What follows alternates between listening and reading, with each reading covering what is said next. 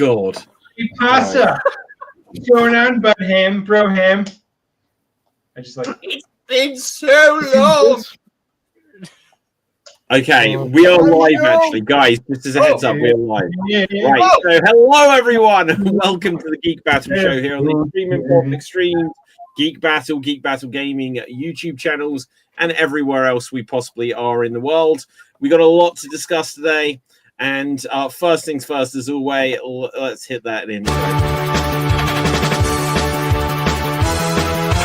Welcome to the Geek Battle Zone. We discuss comics and puny minds are blown. We debate Marvel versus DC, Skeletor, X-Men, and Ron Weasley. Judge David slams down the gavel and cap dreams of Henry Cavill. It's a Geek Battle stream, nerd rage as we assemble our Geek Avengers team. Welcome to the Geek Battle party. We are the Justice League and our Batman is Marty. Say Hitler's a Tim as movies are greenlit. Every new movie, Dev's already seen it. Xbox, Star Wars, and Star Riders. He-Man, Star Trek, and David loves spiders. We battle as Morrow and Disney will blink, and we try to crown the Geek of the Week. It's the Geek Battle Show. Welcome to the Geek Battleground, where we use the Force and the One Ring is found. Cap is wrong about Resident Evil 6. Everyone watch out, 'cause oh shit, it's Nick. Gerald and Tim and Diz will try to win at the Geek Battle quiz. David and Dave will confuse their crew as they dive in the TARDIS of Doctor Who.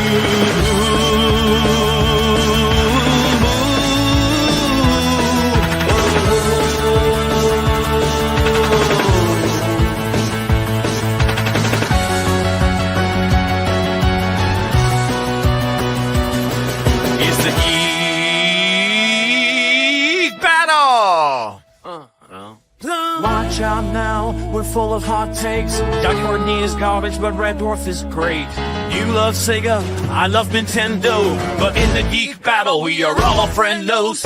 Oh, it's a Geek Battle show. Oh, the Geek Battle show.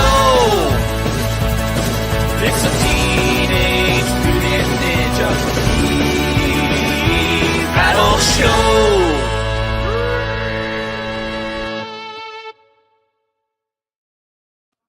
And we are now live. So hello everyone and welcome. So guys, let's say a quick hello. There is a lot of stuff we've got to squeeze into the joyness that will be this time. But first things first, we have to say, we haven't said it in a little while, but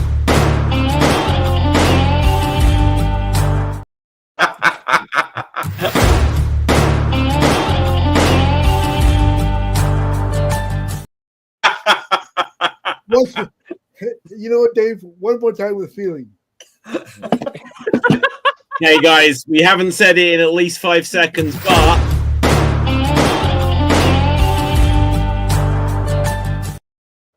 that didn't even work properly on my end. We'll try it one more time. Third time's the charm. Hello.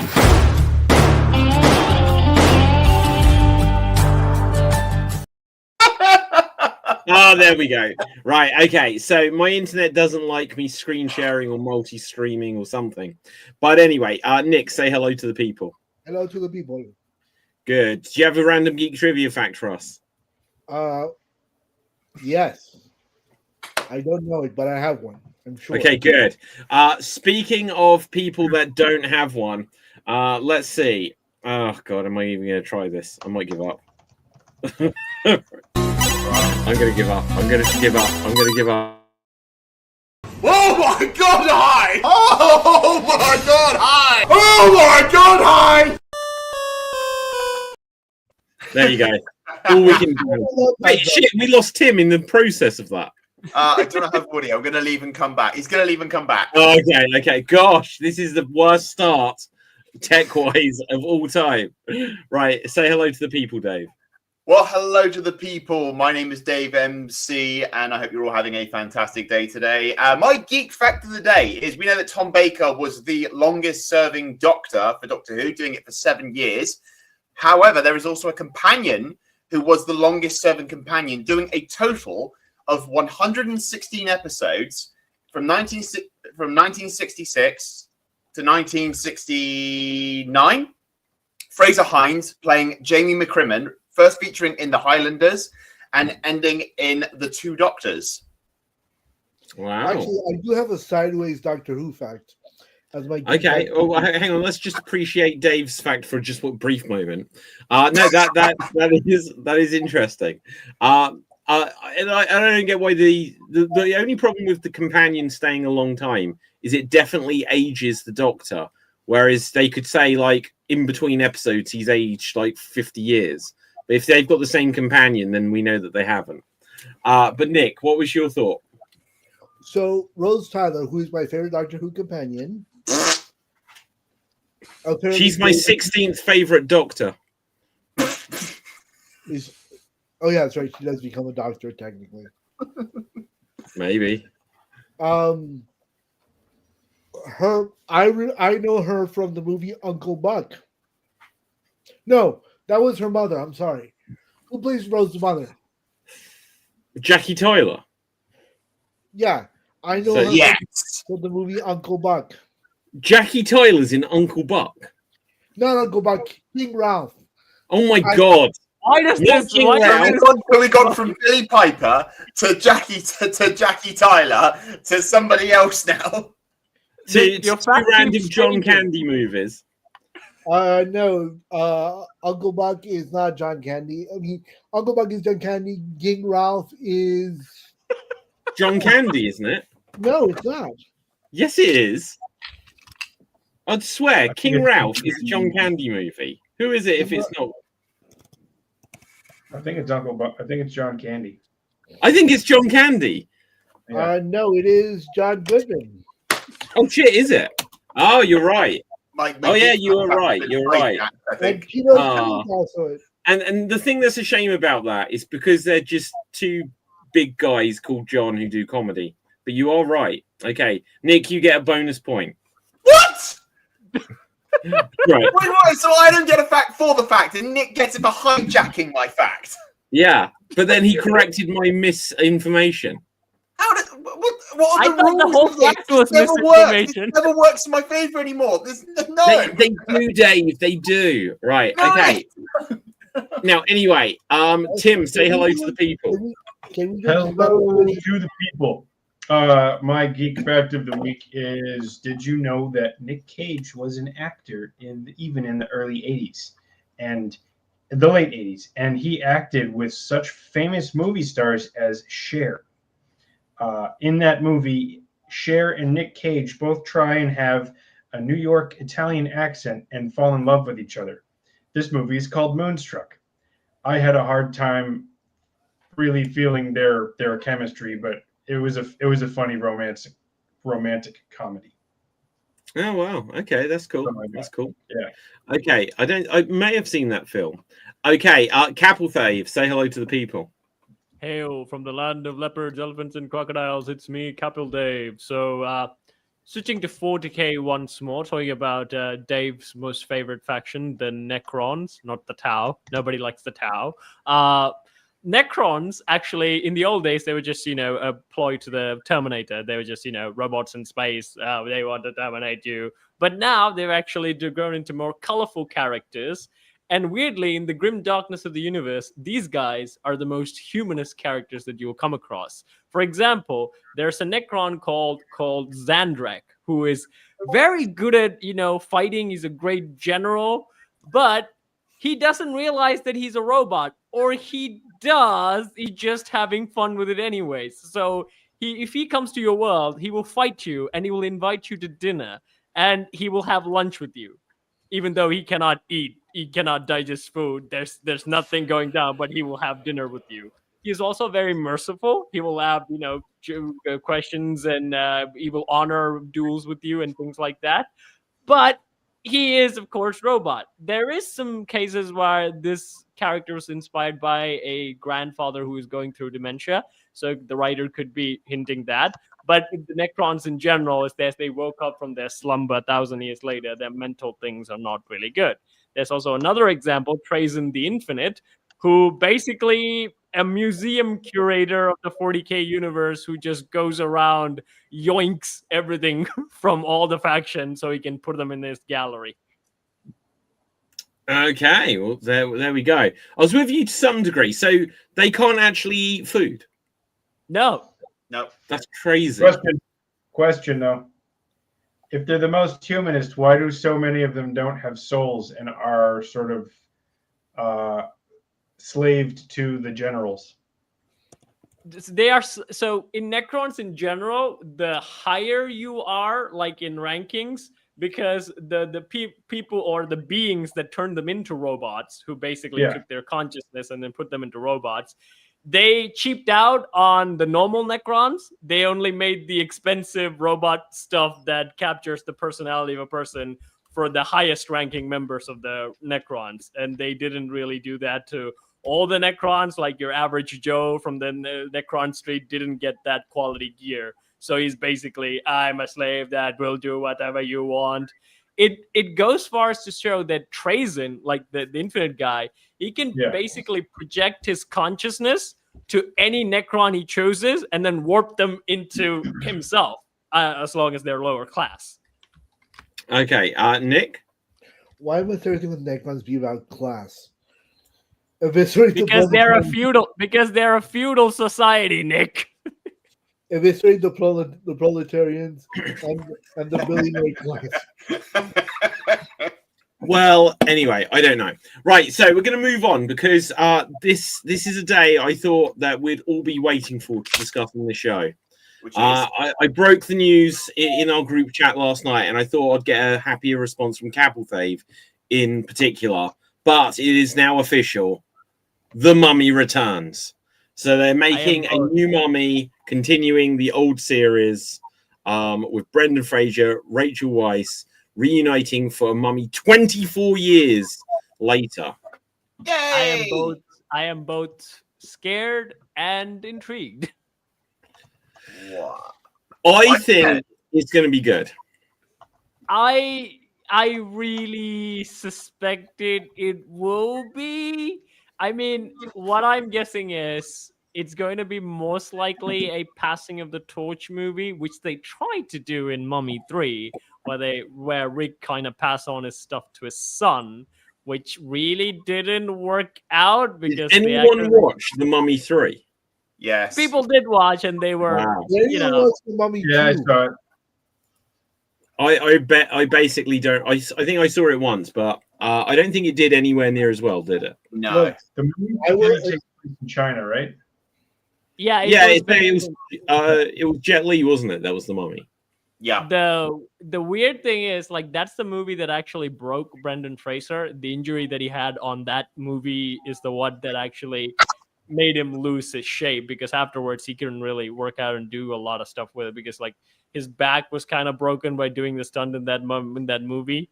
And afterwards you actually saw the decline of Brendan Fraser's body. Mental problems come in with like the other situation that he went through. But yeah. Cat. It's a film. He wasn't really stabbed by Jet Li as a mummy.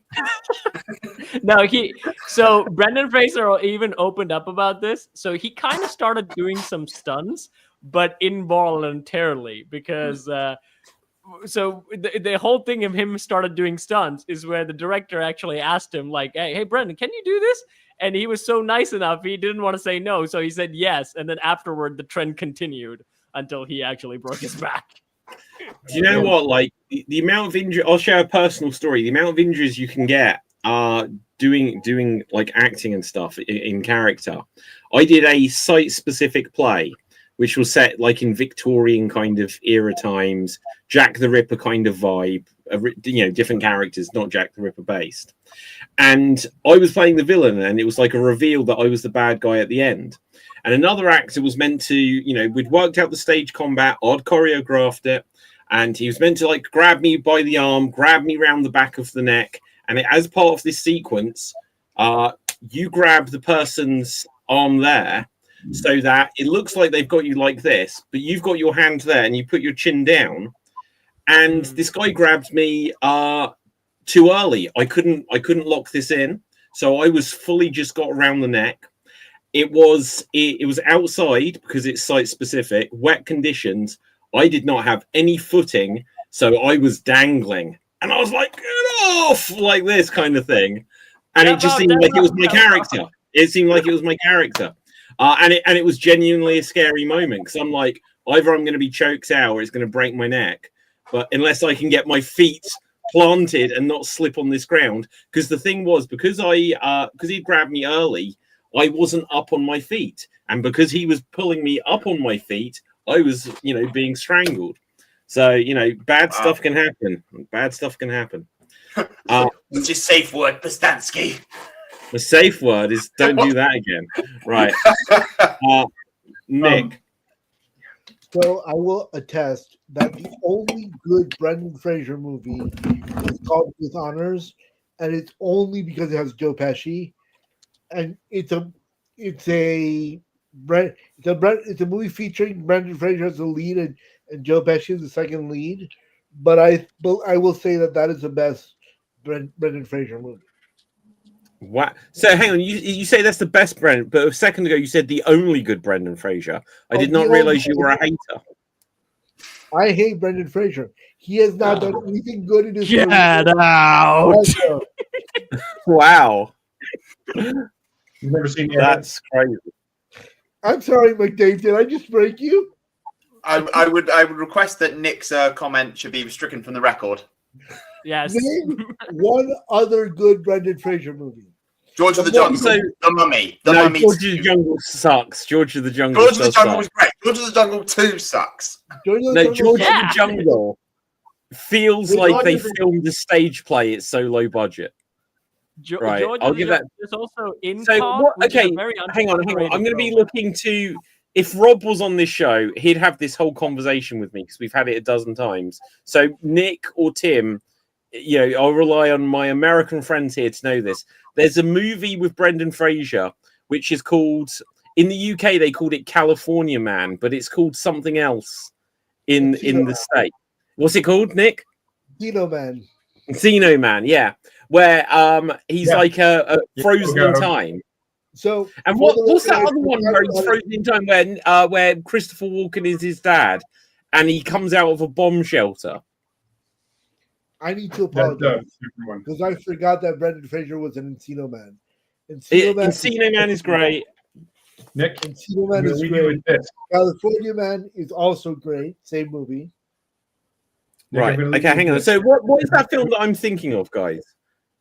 I know which one you're talking about. It's like he's in a bomb shelter. He stays there for 20 years, 20, 30 years, and he thinks it's still the same age. But he's... Yeah, so he goes like... Christopher Walken thinks like, the Russians are gonna like drop a nuclear bomb. So he builds a bomb shelter. Something happens where they dive into the bomb shelter and they think that... Blast from the Past! Yeah.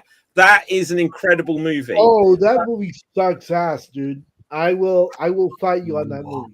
Wow. I will give you Encino Man, but I will not give you Blast from the Past. I will not give you for Nick, I want to say something about Encino Man, and this is the only quote I remember from any Brendan Fraser movie. He says in Spanish, "The cheese is old and moldy. I have to go to the bathroom." And there's a character who takes that as like, I have to break up with this person because you're right. This person ain't right for me. So he goes back to Brendan Fraser. He's like, "Thank you for saying that to me." But of course, Encino Man said he didn't know. That's all he heard. Yeah. There's also a movie called Bedazzled, which is a remake of a. I like that film. Sucks. Yeah, that film was awesome. That I like that film. That movie is hot trash. Okay, so but like here is my observation about Brendan Fraser, who's in his revived career. He was like nominated, like was it The Whale or something, where he was nominated for an Oscar and stuff like this. And I think he's matured as an actor, but there is the undeniable fact that his early films were he is playing a literal caveman. He is playing someone who is bright-eyed and thinks that it's like, oh, gee whiz, like the 1950s in a world that he doesn't understand. Or he is literally playing a Tarzan knockoff. All of his early films were someone who doesn't really understand the world around him. It wasn't until he did The Mummy Yeah, go on. No, there was a film. I think Rob is the one who told about it. This is a film he did with like Matt Damon, which is like a very serious film. I think it's like he's playing. I don't know. He's I probably think that's more somebody who's recent. like. No, not recent. This is like a very old film. Like just Google Brendan Fraser Matt Damon movie, and you'll probably end up with it. That has like some good credits to it. I'm not really sure if he got any awards for it, but that's a very serious one. He did serious film early on in careers, but like he only became famous after Right. George of the Jungle. School. It is old. You're right. Wow. Takes place in Scranton, Pennsylvania. I'm Ooh. surprised, Cap, you've seen a film that hasn't I've got memes of it. Nah, Shout out to it's a Brendan Fraser film. Also, okay, Hello, you can Dev. fight me on. Hello. Okay, you can fight me on this. The Looney Tunes back in action is way better than Space Jam. Oh no, it's Absolutely. not. I'm not going to fight you on this. You know what? Because the best Matthew Lillard scene in history, where Shaggy was arguing with Matthew Lillard Yes. about how badly he was portrayed in the movie. If WB actually had a cinematic universe, that film is it. And even I have good news for you. yes, For people that have seen it, Coyotes Attack Me is like that. that's Yeah. what I want. That's what I want. Well, anyway, guys, I am excited for. I hope this actually does go ahead, where they do make this new Mummy movie, and I hope it isn't just simply a passing of the torch film, because they always go that route, and they could have his kid in it and still be important, but his character Rick Still whatever question, should though, like, still be how important. how is Rick O'Connell gonna be doing action stuff? Because like that was Rick O'Connell's thing. Marvel training. Oh, easy. Just go to Oh. Taken 3. Just go to Taken 3 and watch Liam Neeson hop a fence in like 5 different cuts. Yeah. Oh my god, Tim. That movie has got more cuts in it than I've ever seen in anything in my life. It's just Liam Neeson's like being a Jedi Knight a little too late, you know. And, oh, I can do this. Like, oh, I learned this in my. Well, you know, the one that got me, and so, I only saw this film once, so someone could say that there's some reason this isn't quite justified. But when Netflix did the new Beverly Hill Cop movie, and you see Eddie Murphy, who kind of doesn't ever age, right? But then you see he cannot run 3 feet in that movie. Like, he cannot move at all. And it's just like, they have him, suddenly he's just like in the car and stuff like this. It's like, there needs to be lots of like, he can get, you know, they can CGI Brendan Fraser onto the horse. The horse can do the heavy lifting, you know. They could just do it this way. It's gonna I mean, like, I'm fine with like if Brendan Fraser takes a more of a fatherly role to the son. I just want the son to be anything other than the replacements that we had so far in movies. Cough, Ray, cough, the new Marvel characters, cough, any sort of new character. Well, yeah. This is what I don't like. Well, even look at the most recent Indiana Jones film. Well, even the last two. It was like, here's Shia LaBeouf. And it's like, well, then that went so well that when they made the new Indiana Jones film, they were just They like, killed him off. Shia LaBeouf is dead, right? Which I thought was a bad choice. I thought that was a bad choice. You shouldn't have done that to Indiana Jones's character. You should just say he's somewhere else in the world. But what I want from this movie, more than anything in the world, is the ending of it just to be something about the Scorpion King returning and that the Rock is there. But what I really want them to do is when they see something just about, they look at a scroll and it says something about the Scorpion King, and suddenly Brendan Fraser seems traumatized, and someone's like, what is it? And the flashback comes up and they fix the CGI. Wouldn't that be awesome? Literally the old footage, fixed CGI, new Rock. Done. Or and this is a wild idea, get rid of the CGI and actually have Dwayne The Rock Johnson be the Scorpion King. Yeah, no, that's what I mean. He wanted to fucking do. Yeah, no, that's absolutely what I mean. You just get the old scene and you film The Rock and you just splice him into it. Here's the problem with that. The Rock is has a going through career. weird transformation lately. Well, yeah, he is. He lost weight for a movie because he thought The Smashing Machine was going to win him an Oscar, which it might, but no one went to see it. So he is doing some heavy roids now, I promise you. Nick. The problem with the Scorpion King being in the Mummy 17 or whatever the fuck we're talking about is that The Rock now has a career and a bunch of money. No, he doesn't have a career. He just did No, he Smash doesn't have a bunch of Machine money. and it flopped. Well, he does have a bunch of money. Yeah, of course but he'd want to do that. That's absolutely the kind of thing that makes him money. To I be guess look, he has fair, Nick, multiple to be In the fair, Nick, Moana movie, he wore a bodysuit to still look ripped. He's gonna be up for doing this. to be fair, Nick, I think your bad hatred over Brendan Fraser kind of built The Rock's career, because as long as when Brendan Fraser was the one who's doing these adventure movies in the early 2000s, after he stopped, The Rock kind of took over all the roles that Brendan Hold on. Fraser does. I'm going to point out one thing that you guys aren't aware about. I love The Rock but he was The Rock and his millions and millions and millions. Mustatsky knows what I'm talking about. Well, yeah, of course they did. Now, hang Back on. in the wrestling days. No, yeah, you say Pastansky, like Dev and Cap are also slam jammers. Like Cap, he is basically from the bubble where it was The Rock and John Cena and nothing else. Yeah. Man, Nick, here's a I, chart. I was going to call you a candy ass, Nick, but then I stopped. Okay, hang on. What's Tim got for us? Famous, Rock, Brendan Fraser. Brendan Fraser's going down, Rock's going up. As your hint is the reason Dwayne Johnson is famous. Did you see that? Yeah, no. Okay, so chart? I got nothing. I'm done. All right. Yeah. I'm sorry. That joke. I that joke can actually reveal something, and Dwayne Johnson will probably sue me for this, but fuck it. Oh, damn. So during filming, Brendan Fraser kept getting injuries, racking up to the point where he couldn't do anything, right? Yeah. And the divorce also affected his mental health. So, because of his injuries and roles, because of his injuries and divorce, he had to turn down a lot of movies. And and The Rock was a scumbag because what he did was he instructed his manager to look for roles Brendan Fraser turned down and applied for all of them.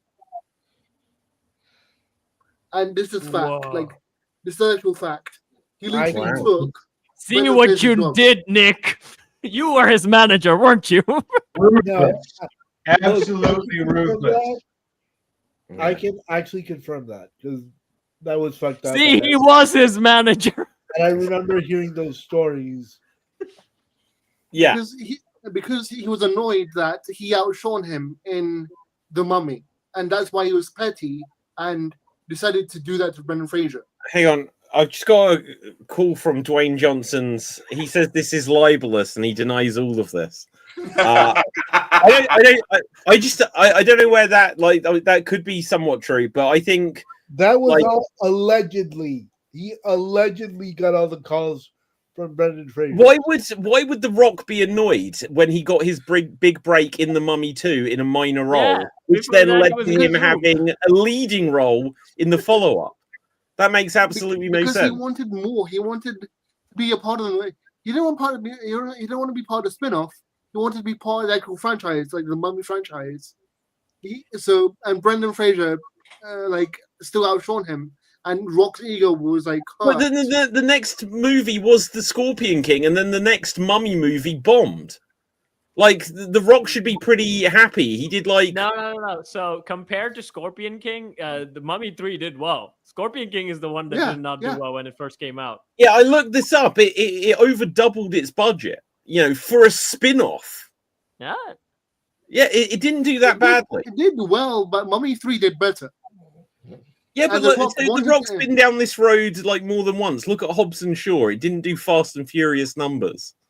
I would say like I Again. can see this being a thing because, like, you know, we do know that Rock has a big ego and like he literally has in his contract he can lose a fight to anybody.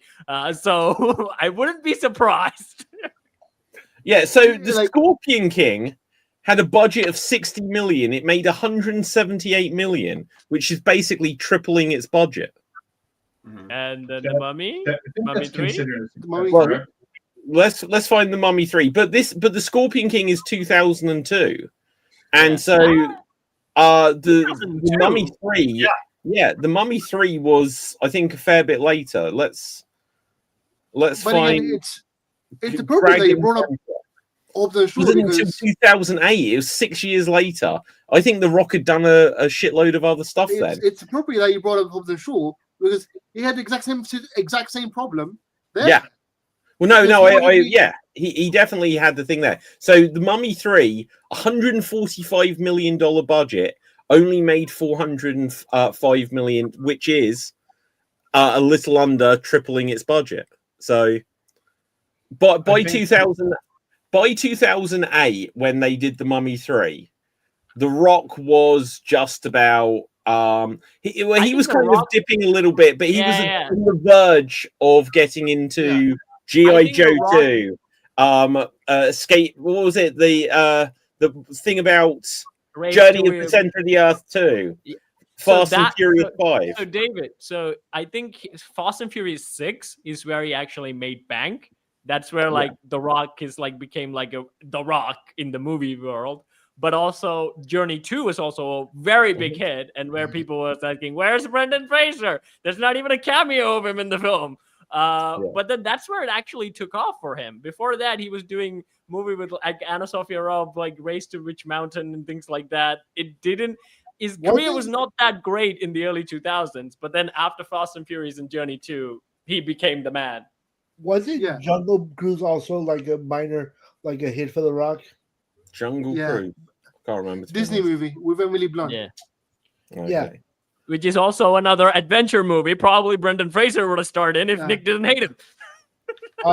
You know, Also, my favorite story about that was The Rock and Emily Blunt were actually skippers on the Jungle Cruise in Disneyland, like for an entire week after the movie came out in theaters, Yeah.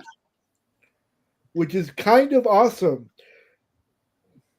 Yeah. yeah. Okay, but you know, Journey 2 wasn't until 2012. So When that's was a few Fast years- and Furious? that's I 10 think it's years after The Mummy. Right. Uh, Okay, yeah. anyway, go on, Dev. I want to change our direction in a moment, though, just because Yeah. it's a few other No, things. so do I. I wanted to change direction because you I'll go distracted for it, me go for it. with your shirt. My I don't know if shirt. we talked about- yeah, I don't know if we talked about it. They go for Cobra it. Kai, right? Zola, like Miguel from Cobra Kai, has been cast in the live-action One Piece show. Yes. What has Cholo Madrigal been cast at? Zolo has been cast as Ace, Luffy's brother in One Piece. Oh, very cool. I follow Sholo. He is very big in the Magic the Gathering. So Yeah. he does a lot of magic videos and stuff. Mhm. So I mean, I actually wanted the. But yeah, that was it. And what was the next topic? I also want to ask Dev, like, isn't the Blue Beetle actors also from Cobra Kai, right? Yeah. same guy. Yeah. Cholo Madrigal- I'll go into Marvel because they start filming. They've started like and showing more of the Spider-Man filming, and like they're teasing more stuff with additional characters and such. Like they're trying to tease who Sadie Sink's character will be. It may be either Mary Jane or Jean Grey. I think it'd be more interesting if she's Jean Grey because it would be like, oh, so there's Mary Jane and MJ. MJ. And it's just like, well, what's the deal there? Because all these time we've just thought, oh, she is the Mary Jane of that universe. Mm. So I Wait, don't wait, think- wait. So Zendaya is a cut? Is she cut off the film? No, MJ. also, isn't she? So hang on, imagine if you are Zendaya, right? And it's like, well, yeah, I'm this universe's Mary Jane, And and look at that. And now we're actually dating or married or whatever. And wait, you're now bringing in someone who replaces me on screen, who looks more like the character that I was meant to be playing. And now she's going to be the love interest. I would bitch slap Sadie Sink out of the Marvel Cinematic Universe if I was to be Zendaya. fair, it would have been like if they brought her as Gwen Stacy or even Black Cat. I think it would make more sense. But Jean like, Grey though works. Do it. Yeah. Do Jean Grey, because imagine, so a Spider-Man film is going to be huge. They always are, usually. Andrew Garfield dropped the ball a little bit, to be fair. But so this movie was awesome, and you know it. But they take a almost guaranteed hit as long as they don't, completely cock it up. That's a great place to really introduce a major X-Men character, so they can then do X-Men, and then people are already familiar with. And here's Jean Grey, played by the girl from Stranger Things, who everyone likes. That's a smart move. If she's MJ, why is if she's Mary Jane? Why is Mary Jane turning up in the next Avengers movie? It's like, a Spider-Man's girlfriend that will have a 1-second cameo. It doesn't even make sense. Who's playing Jean Grey? No, we're saying it might be Sadie Sink, who is Max in Stranger Things. Okay. Dev. Also, there's one, speaking of Jean Grey, there's one 2000s X-Men actor confirmed not to be in Doomsday. And that's Sam K. Jansen. Who? Jean Grey. Oh. Okay. Because she said that Marvel never approached her. Marvel That's didn't want crazy. Why would they not do that? Okay, so in fact, storyline wise, did she when they did X-Men 3, did her character get killed, and did she then come back in any of the later ones? Yes and yes. She did get killed, but she did return. Yes, because Days of Future Past had Wolverine had messed with the timeline again. Yeah, you're right. Remember also that Jean Grey is a Phoenix Force. Yeah. No. She'll be Marvel Girl again. Which is one of her original names. She was called Marvel Girl. That's interesting. I didn't know that. Yeah. Yeah, Dave, you get a bonus point. Pardon? You get a bonus point. Oh yeah, I finally earned my point. I'll go and celebrate. Wow. Yeah. I didn't have to do that for you. I didn't have to do that. Remember the 90s cartoon? Guys, I can't hear you at once. Dave, go on. You know where she in the 90s cartoon where she's wearing the green sort of super suit? That's her original costume when she was called Marvel Girl. Oh, with the yellow mask and stuff. Yeah, with the yellow mask and that. So my question is this: when are they going to bring in the best mutant in X-Men history into the X-Men franchise overall? Which one? Squirrel Girl. Fuck off, So, fun fact. I'm going to make Nick really happy or sad. There was a Squirrel Girl show coming in 2020. No, cancelled. No. No. Yes, I fucking love Squirrel Girl. Shut your trash mouth.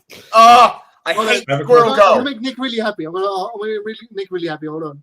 Tim, you were going to say something. Yes. Did Squirrel Girl at one time beat Thanos? Is this? Yes. Okay. How? Do anyone remember the Dragonlance Chronicles? Has anyone read those books? No. Squirrel Girl's defeat of Thanos reminds me of the same like just magical object that kills and slays this giant demon, and the blade was called Rabbit Slayer. And I love that this little thing tickles this god's foot and the god just dies. I love the idea of Squirrel Girl being like, squirrels, and then Thanos just fucking gets his ass kicked. Sorry. Well, you know what Squirrel Girl's superpower actually is? The power of distraction.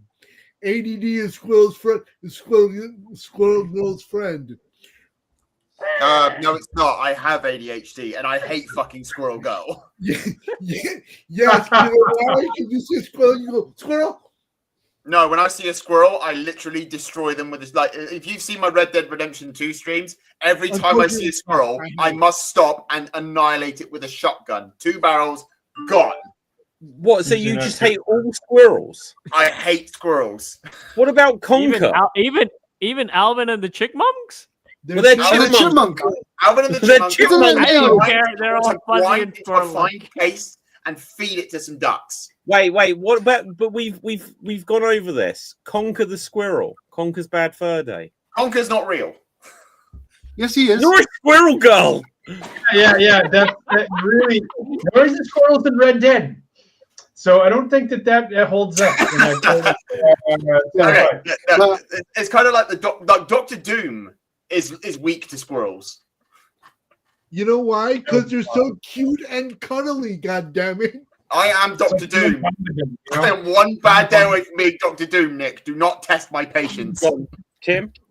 It's like Tom Bombadil in the Ring of Power, like in the first, he's just like, I don't know what I'd do with it. I'd probably leave it somewhere and then not care. It's just like this. It doesn't have. It's this weak thing that just doesn't have any power over it. I love it. I love the yeah. Sorry, I could go on and on about the small person. Although I gotta say one thing, Tim, you making Dave just have a small panic attack and be the angriest human being on the planet. Yeah, I think it's more like a vein example just create. Like you can see this pulsing vein. Like, every time someone gets me angry, I grow a new hair on my mustache. Did you just put on purple pants, Dave? That was amazing. I thought I saw your skin turn green. I'm not the Hulk. I'm Doctor Doom. Oh, Okay. Hey, by the way, every doctor that is not David Tennant sucks. I went there. What about Strange? Ignore that, please. I do not want to have another half an hour conversation of Doctor Who. Okay, so there's what about Doctor Strange? Dr. Reed Richards, Dr. Victor Von Doom. Yeah. What about my primary care physician? All right, that's not they got a doctorate. What about Nick? fucking What about Dr. Dr. House? Doolittle? What about Dr. House? I'll be honest. I've only ever met probably one doctor in real life who didn't suck, so I'll go with that idea. But The best doctor in cinema and TV is Dr. Evil. okay, Who? Deb, you had your hand up for a while. Sorry. Yeah, so going back to the Squirrel Girl thing, because Oh no! basically, Yes. so there was going to be a New Warriors show in the year 2020, and a pilot was filmed, and the AT&T girl, like for the Americans I would know, was playing Squirrel Girl, and I posted a picture of her in the Facebook group chat for Geek Battle. Well, I'll see if I can bring it up, but that's a real pain with the goddamn slow StreamYard problems. Oh my god! Hang on, wait. I don't want to bring this up full time. Not sponsored. Right, so let's see if I can just bring this up on the page. So this is the Squirrel Girl from what? The cancelled New Warriors TV show. Well, there you go. So what is Squirrel Girl's powers? Because look at that bushy tail. Couldn't you just set her on fire? She can talk to squirrels. No, And? I'm sure it's setting fire to some people's imaginations. Nick, I feel like, Yeah. you know what? That's awesome. I'm sad that the opportunity. Tim, when you said that, I could not. When you said that, I could not unsee the creepy smile from Nick. So that's where we must go. Okay, so guys, I'm trying to do it from like a space of like, I should be like healthy masculinity, but part of me is just looking at him like, oh man, guys are not going to treat this the right way. What I was finding out was Dave's comment that he put in our chat. Not all guys. right. But now, I would say, in terms of whatever Marvel and DC are doing, I say turn down the clowning a bit. I clown a lot. I appreciate it, but I think they do need to turn down the clowning a lot when it comes to these superhero movies. Yeah, I completely agree. They hit the point where they found a few things where people were like, oh, the Spider-Man movie is kind of like a teen comedy. Oh, Guardians of the Galaxy was just a comedy. Ah, Thor, it was just a wacky comedy. and now everything's just filled with silliness here and there. I think the meta humor is off control. If there's like a one character who delivers some meta lines, it's digestible. But you keep seeing that everywhere. Your brand is like, so you do not want to have any sort of stakes in this world at all. Yeah, I agree. Well, like case in point, Marvel Zombies. The amount of like stupid lines in that was crazy. But anyway, Dave, you were going to say.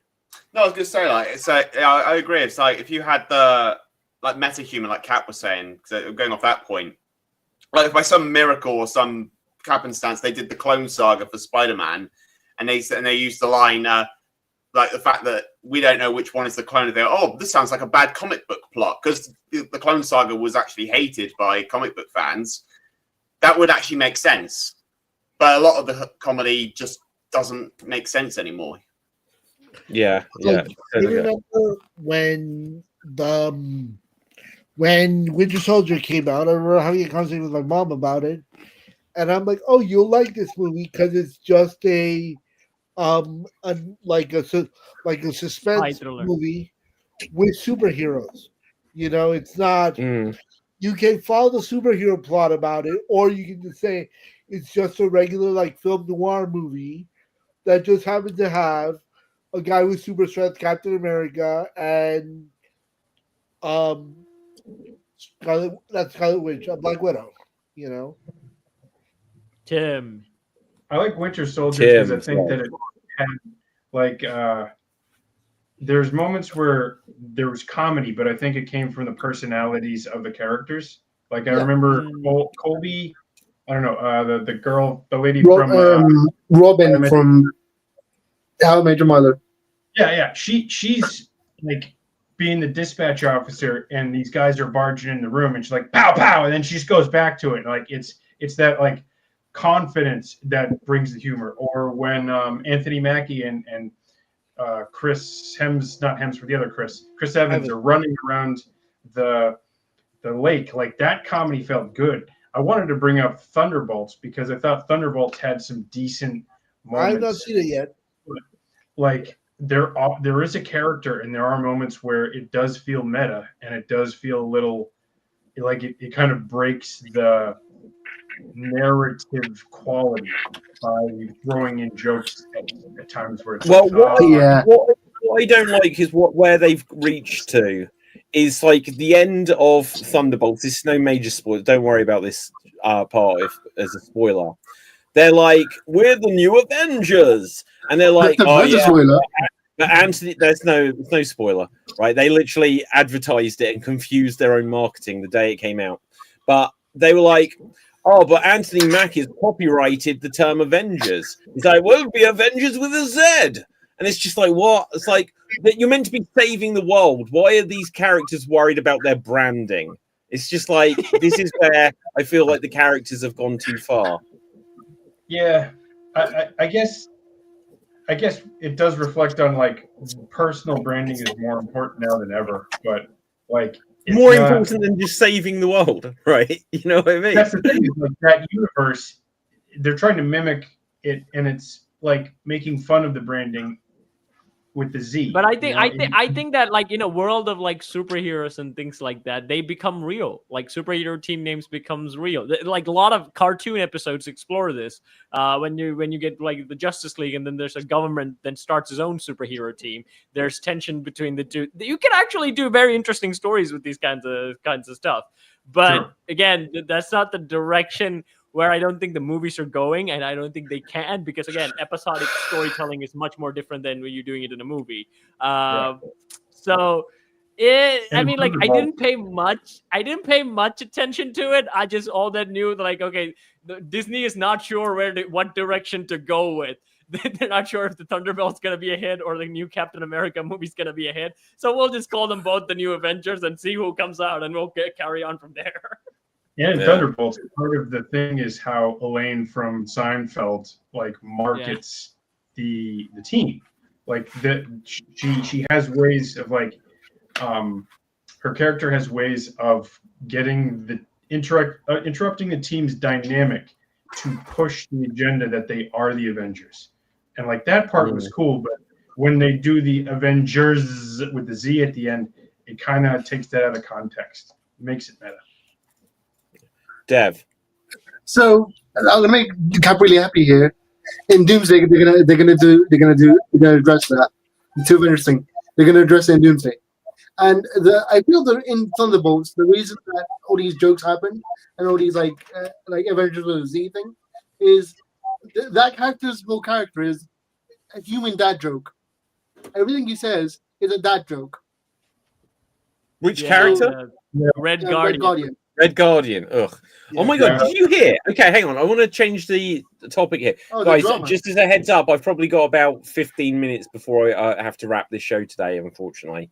Okay. A little bit early. We usually go a tiny bit longer than that. But I thought this was a fake headline. So David Harbour, who plays Red Guardian, also plays Jim Hopper in Stranger Things. And I saw a headline yesterday that Millie Bobby Brown, who plays 11 in Stranger Things, is suing him or had a restraining order or something against him. Now, the story, when you read it, was very clear that it was not a sexual pervy sort of thing, but might be a bullying or harassment. I think it was harassment sort of thing. What the hell? Isn't that the craziest? Yeah, what the hell? Well, like, she was a kid. Like, I'm going to guess that whatever this problem is must have come up during the filming of this last season of Stranger Things. Because if I was Millie Bobby Brown plays 11, and like there was a problem before the final season, I'd be like, I guess Jim Hopper's dying this season. I'd be like, because I ain't coming back, and you need me more than you need him, right? So, and it said that they had to have like someone on set with them the whole time. Wow. Isn't that just a wild story? Like, I'd like to know what the rest of the details there are. But I was genuinely sad to hear that, because obviously the dynamic between them is like father and daughter kind of thing. But yeah, I'm the same, mate. Because I saw the headline as well, but because I've seen a lot of these like fake headlines popping up on like Facebook and YouTube and that, I just completely brushed it over. Because I'm like, oh, well, it's just another fake story. But now that you've said that, I actually want to go and have a look at it. Well, I'll see if I can quickly bring it up. Hopefully, I don't think it's fake, basically, because I did look it up and it was like everywhere, right? It was like, this wasn't just some Facebook headline. So let's see. I'll actually tell this one. The one I had 2 days ago was Marvel's most controversial information has now been leaked to the public. I went, oh my God, what is it? What is it? And it was like, oh, the fact that the original Hulk didn't want to come back because of a contract issue. Okay. Okay. You're like 10 years or so too late to give me that information. I'm sending you a link, David. Sorry? I'm sending you a link right now. Okay, I've just got a link here. So it says David Harbour reflects on Millie Bobby Brown's Stranger Things claim. So we'll see what it is. But this is a genuine story in as much as it was everywhere. Now, he might just say, oh, there was nothing. I'll see if it loads. And it says, but this is his side. And if she's made the accusations, it doesn't mean that what he then says is fine. But I'll quickly bring it up. I'm sure it won't be anything. This is The Standard, which you can't really trust. It's a newspaper. But he said he's spoken out, filed complaint against him, alleging bullying and harassment during the production of the final season. Blah, blah, blah. Pages and pages of allegations. That's what I read. Declined to comment. Speaking this, let's see what he says. Gosh, where's it going to say what his response is? They're all pretty good kids, he said. If that's the quote, right? One of the real business, blah blah blah blah blah. Controlling particular passion, storytelling for art. It's your voice. Look, this is a nonsense story. He hasn't responded to it.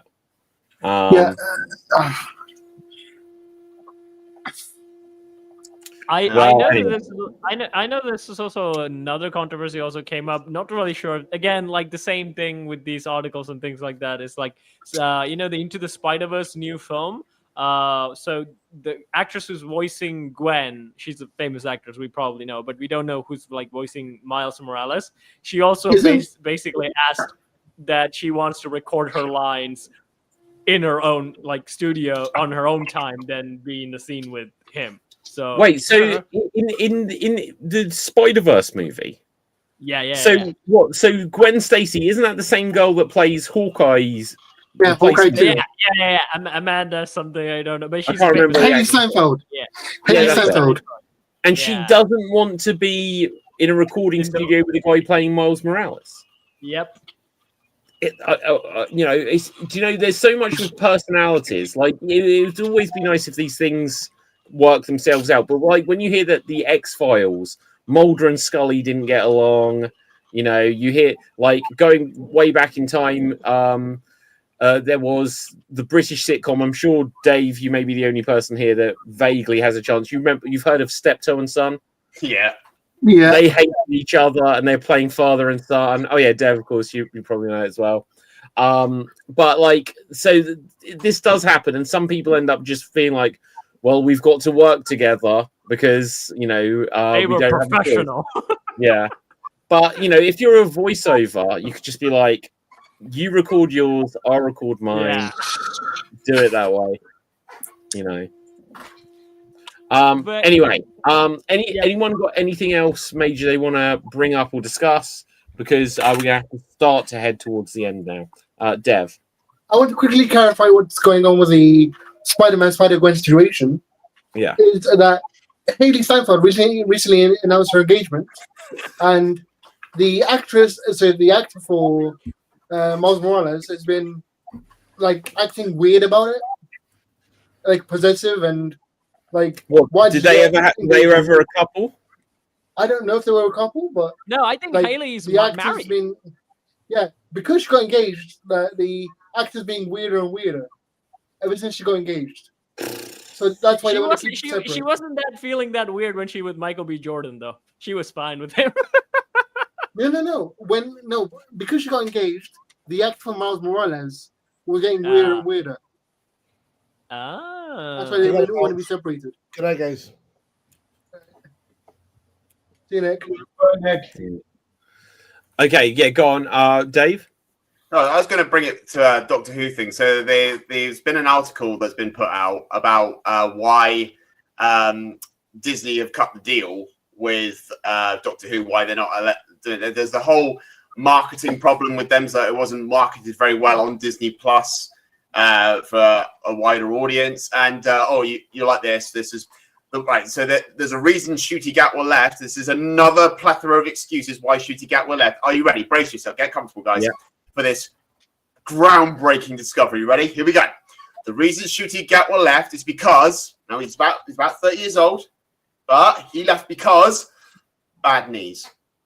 Bad knees? I am not kidding. He said it Yeah. does. I read Oh, my knees hurt. Do you know what? Half the job of playing the Doctor is running. Could be. The Doctor doesn't use weapons. He doesn't do hand-to-hand combat. I mean, he's not Kamaru Usman. He can't, get into MMA still with his knees. No, so like we were saying about this last week that it didn't do well on Disney, and then I couldn't believe that they did a deal to put new Doctor Who on Disney, but didn't make the deal to have access to the previous, even like the 2005 onward seasons, just to be like, here's so you can really get into it and be excited for the new episodes. It was just like you're doing, because obviously Disney would have therefore been involved in the David Tennant episodes from a couple of years ago. Mm-hmm. It's like you don't start with this is the 60th anniversary and then hope that a new fan base is just going to completely understand everything. I you would need say, that history in there. As an international person, Doctor Who is something very difficult to get into. I would say the same thing for Star Trek. It's not an easy aesthetic to immerse yourself in. And even when it gets to like the reason why, even with you guys, like I asked about, specific contained episodes, so I can at least, because like I really can't get into the overall narrative because like it's even like I didn't even care about these characters to begin with at the start, so it'll be hard for me to like get into the deep lore and the fact that the character changes every time. So yeah, I still don't know how you would really market this to a broader audience. But you're right. Doctor You're right. Who You got is- 60 years of history there, Cap. You got like 60 Mm. years, and I say in Star Trek's defense, with that you can jump in, like you can do, or you can watch original, you can watch Next Gen, you can watch Voyager, you can watch any of the series out of order, and it would still be a good story. With Doctor Who, you kind of need to know the basics. As that Doctor is a Time Lord. These are Daleks. These are Cybermen. Here's the Master. And that's just, I'll come to you guys in a second with your hands up, but we'll just quickly add to it. That's why when they did the continuation in 2005, they had within the first episode someone being like, this person, he's mysterious, he seems to be across all of time. It seems like the title The Doctor is passed from father to son. They did things to make you understand. Oh, and they didn't just say, oh, I've regenerated. He said, oh, look at my ears. And then people who knew would understand it. But it felt like the beginning. And when they realized, oh, wow, people are into this, and actually people do remember the history or are learning the history, they started adding more and more, but it got out of control. But anyway, Tim will come to you, then Dev will come to you, and then we may need to start to wrap this. I guess if I wanted to watch Doctor Who, I'd want someone to share it with me. Like, one of you guys is obviously passionate about that show. What's your favorite episode to start with? All right, Disney picks 10 of those, right? The Doctor Who classics. Share this with your friends. Basically like watch parties or something. That'll get me into the greater lore, introduce me to different characters. Tim, I would recommend this to you right now. Even before I got into Doctor Who, the only thing I would recommend is the Weeping Angels episode. Yeah. That's like, just watch the Weeping. Yeah, just watch that one. That is the easiest episode. That is the best example to show someone who doesn't know Doctor Who, because very specifically, it's what they call a Doctor Light episode, where the Doctor's barely in it, and it's basically a standalone kind of horror story. And it's also, it is genuinely one of the best stories they ever told. It's got one of the best concepts and monsters, so it works.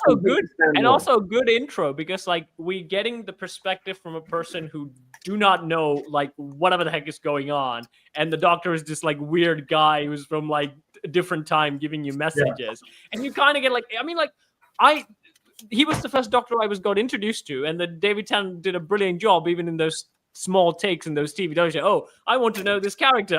I see seems like fun. So when I go to the next episode, it's nice to actually follow up on that character, because I was already invested in that small tidbits I've seen of him, even though without knowing all the role. Yeah. Okay, so guys, I am going to literally have to bounce in a minute. So Dev, because you had your hand up, let's hear what. Literally, the only thing that Disney had to do was for the 60th, cast Tom Hiddleston as a toy maker, and bring in like Amy Pond, and then like all the Marvel actors they could get, and have them in the 60th episode. Yeah, but even that or cast Henry Cavill as the Doctor. They brought David Tennant back, and they still fucked it up. No, but they want to get the Disney crowd into Doctor Who. That's how you do it. You shove it. Shove Disney characters into it. Well, do you know? Like, to be fair, it may have helped, because when you think about the Ncuti Gatwa series, they had a bigger budget than ever before, and they certainly didn't spend it. They certainly didn't spend that money on having more interesting sets. They didn't spend that money on having bigger names in it. Like, they'd got what's his name that played Nightcrawler? Alan Cumming. Alan Cumming. He was in it, and I think he'd been in Doctor Who previously, but they had him in it as a voiceover character. And it's like, I don't know that they had any other big names in it. Not that it should just be like, oh, it's Hollywood now, so now we're just going to bring in big celebrities. But there is nothing about the last two series that looks bigger budget. I think that's a good move, where any sort of franchise you're introducing, get some well-liked celebrities and cast them in the role, because I think that will be a good introduction. They could have brought back Spider-Man, because he was in Doctor Who. True. Right, guys, I'm afraid I am going to have to bounce, just because I've got to jump onto something else like in 1 minute's time. So very quickly, like the very quick version, where can the people find you, Tim? You can find me right here. Thank you. Amazing. Dev. You can find me on TikTok and Twitch on the name FWDAT and go. Amazing. Okay, Dave. YouTube and Twitch at Dave MC Gaming. Cap. SWAT deeds. Love it. And I'm David Pstansky. Take care, everyone. This has been an absolute pleasure.